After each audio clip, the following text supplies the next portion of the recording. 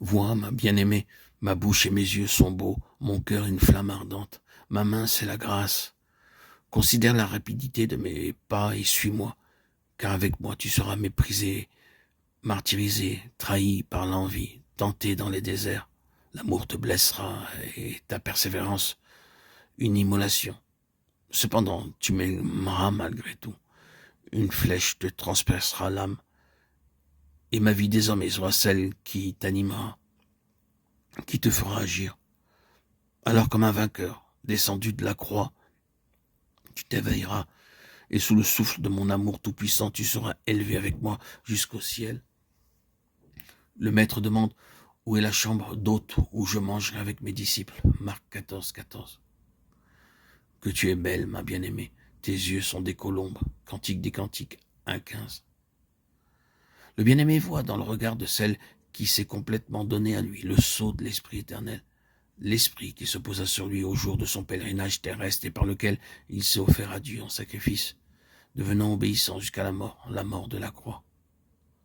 Sous l'action de ce même esprit, l'âme rachetée a choisi Christ et sa croix, quoi que cela doive lui coûter. Aussi, le bien-aimé s'écrie, « Tu es belle, mon ami, tes yeux sont des colombes. » La réponse de l'ami est que tu es beau, mon bien-aimé, que tu es agréable. Notre couche est de verdure. Les poutres de notre maison sont de cèdre, nos lambris des cyprès. Je suis un lys des vallées. Cantique 1, 16, 17 et 2, 1. S'oubliant complètement, l'âme fait aussitôt remonter toute louange à celle qu'elle aime, car elle sait que rien n'est aimable en elle que par lui, parce qu'il a fait sa demeure en elle. C'est sous l'action de sa grâce qu'elle a désiré le connaître, et qu'elle a pu ployer sa volonté à ne plus vouloir que ce qu'il veut, lui. Ton peuple est un peuple de franche volonté au jour de ta puissance. Psaume 110, 3. Tout est grâce.